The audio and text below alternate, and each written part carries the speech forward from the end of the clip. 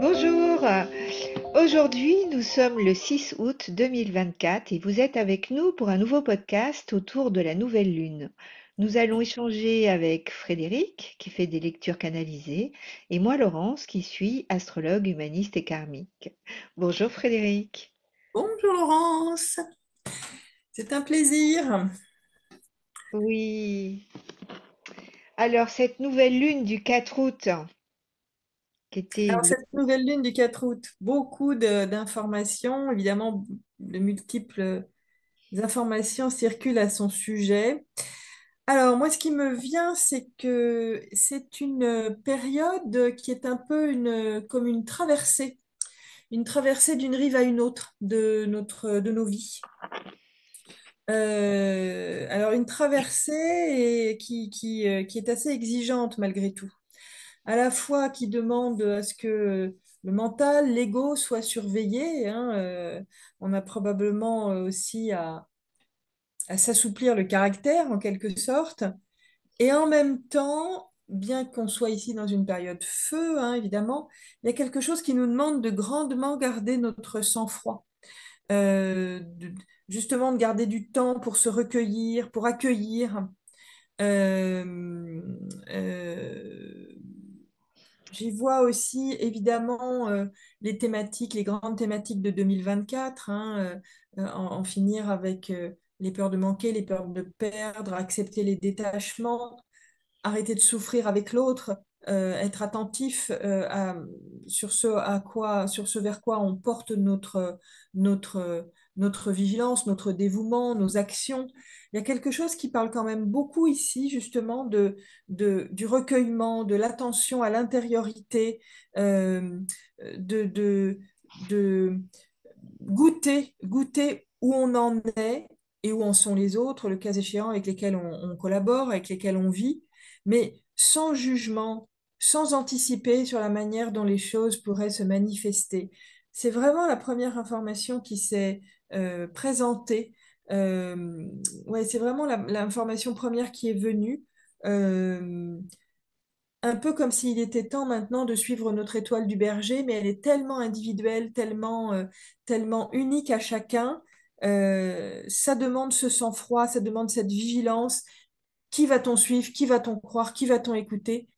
Auprès de qui, de quoi va-t-on embarquer pour suivre? Il y a tout ça qui vient un petit peu en vrac dès le début. Oui, oui, oui. Et en plus, mais c'est toujours impressionnant de voir les résonances, mais c'est vrai qu'une nouvelle lune en Lion, c'est toujours le moment de la souveraineté. C'est le moment où c'est prendre notre souveraineté en main, c'est oser, enfin, en fait, c'est un axe d'autonomie. C'est être autonome. Et comme en plus, lors de cette nouvelle lune, Mercure a démarré sa boucle de rétrogradation, il est rétrograde aujourd'hui, justement, hein, dans le signe de la Vierge qui nous amène vraiment à réfléchir dans les détails, à revoir. Et c'est ça qui est intéressant, c'est que dans ce que tu disais, justement, c'est aussi ce côté nouvelle lune en Lion, c'est très extérieur, c'est très, c'est envie de briller, de se manifester, mais Mercure rétro en Vierge, c'est aussi rentrer à l'intérieur de soi, réfléchir et revisiter les détails de ce qu'on a planifié, de ce qu'on veut faire. Et en plus, il va revenir en Lion. Donc c'est vraiment une énergie terre-feu qui se manifeste. Et c'est pas le seul endroit du thème, parce qu'on a aussi carré Saturne-Jupiter. Moi, ça m'interpelle parce que Saturne est rétrograde et donc il freine Jupiter. Je ne sais pas si toi tu sens ça déjà, mais on sent que euh, il y a cette conjonction Jupiter-Mars qui parle d'aller dans tous les sens, qui parle de faire beaucoup de choses, d'une Oui, grande diversité, de faire tout en même temps, oui. et ce qui peut être épuisant. En fait, à deux endroits du thème, il y a deux mécaniques qui signifient la même chose, c'est-à-dire beaucoup de choses, beaucoup de tensions et en même temps un frein. Tu Hmm, sens ça? hmm. Oui, en même temps, un frein, oui. Alors, je ne l'aurais pas dit comme ça, effectivement, c'est intéressant parce que le frein, alors, du coup, moi, je le reçois comme le frein nécessaire pour vivre pleinement, traverser pleinement cette transformation qui vise à nous emmener vers notre pouvoir personnel, à cultiver autrement notre vision. Euh, et ça va nous demander de continuer finalement à traquer les parasites, hein, qui nous empêchent de vivre dans la lumière. D'ailleurs, petite dédicace, le mot parasite me fait tilt à Catherine Jalbert, qui est une numérologue québécoise, et qui avait, dans sa présentation de 2024, signalé que l'année était en lien avec en finir avec les parasites de nos vies sur tous les plans de lecture. Ah bon, Vraiment sur tous très les plans de juste, lecture. Donc c'est tout à intéressant parce que là ce mois-ci, je le vois arriver, quoi, cette histoire de parasite. Et précisément, comme tu disais, enfin, moi je rebondis dans le cadre, tu parles de cette abondance, de cette diversité, de cette multiplicité, de ce feu d'artifice peut-être qui vient nous chercher. Et en même temps, plus que jamais, c'est le moment de lâcher les formes matérielles. C'est le moment de lâcher ce qui nous encombre, ce qui nous attache, ce qu'on fait en excès, toujours plus de la même chose. Euh, une phrase qu'a beaucoup utilisée le regretté Michael Rhodes. Voilà, si on est toujours à faire toujours plus de la même chose, ben on obtient toujours plus des mêmes enquiquinements, toujours plus des mêmes non-résultats. Donc effectivement, c'est l'invitation à privilégier un éveil de conscience qui va nous mener sur la voie de la véritable transformation.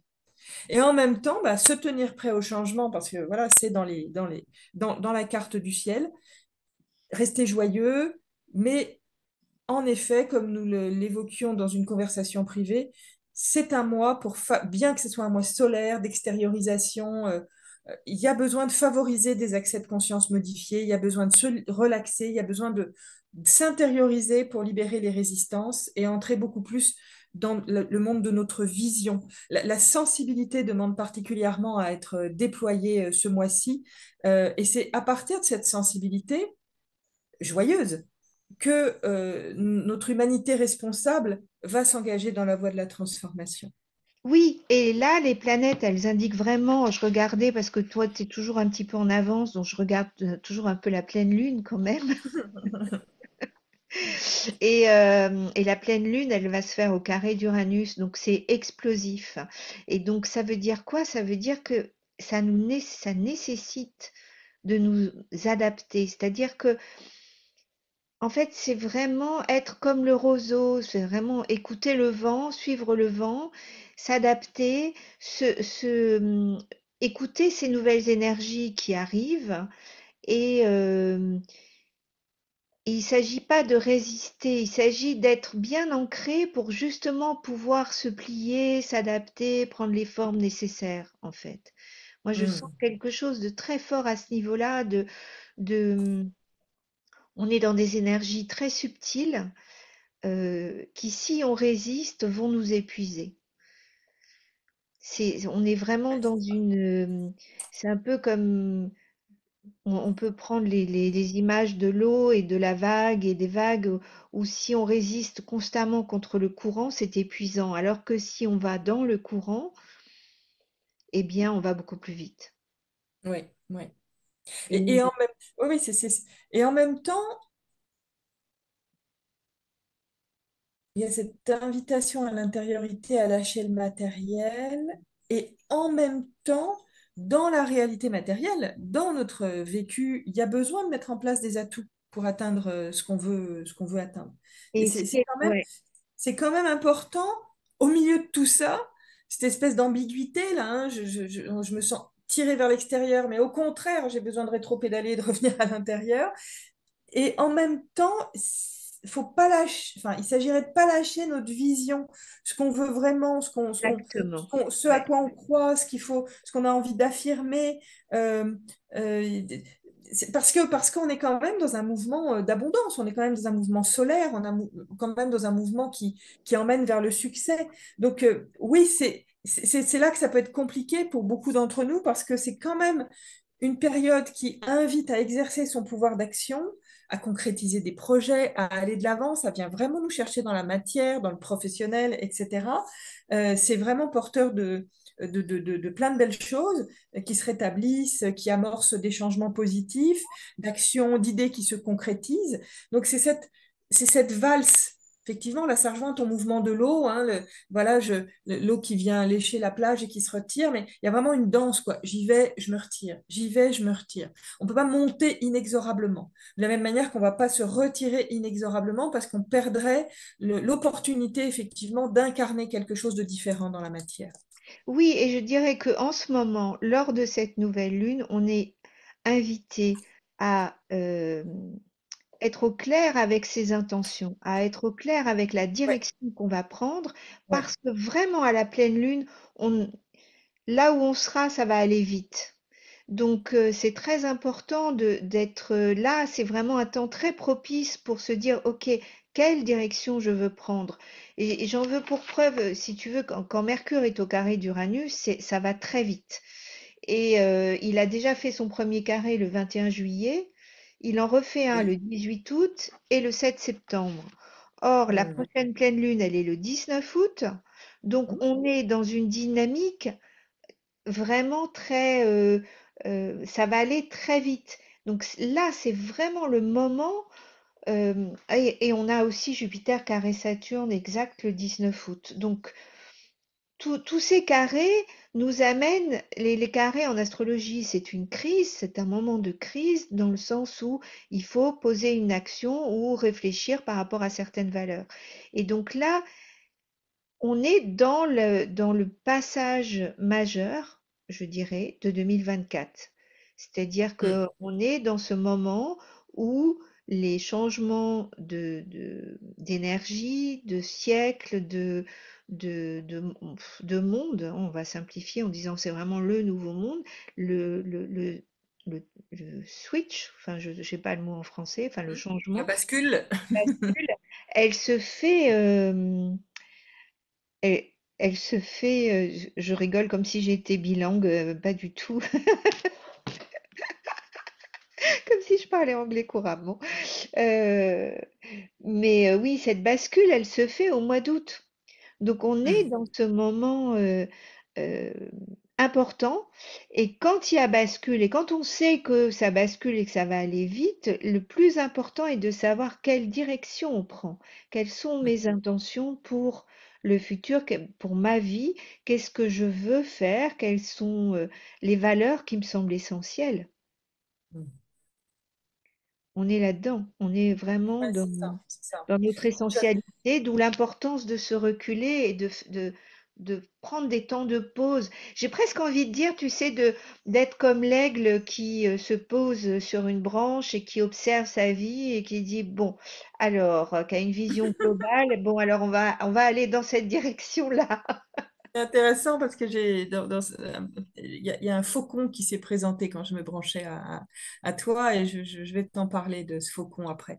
Alors, je rebondis sur ce que tu viens de dire parce qu'effectivement, à ce niveau-là de la lecture, j'avais la quatrième lettre hébraïque d'Alet. Et d'Alet, elle parle des possibilités qui s'offrent à nous. Elle nous parle de la porte qui s'ouvre comme une opportunité d'aller de l'avant.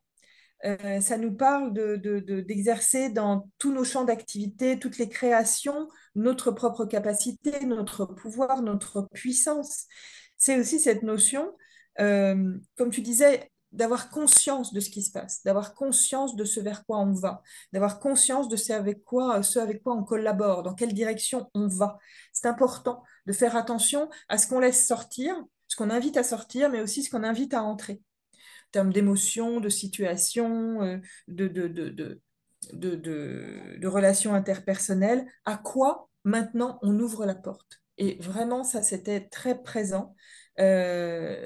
Justement, sur ce seuil, avant de passer de l'autre côté, on peut laisser des lourdeurs, des mémoires, des blessures d'un passé difficile. Effectivement, on revient au thème de 2024, hein, en finir avec les peurs de perdre, de manquer, année de tous les détachements.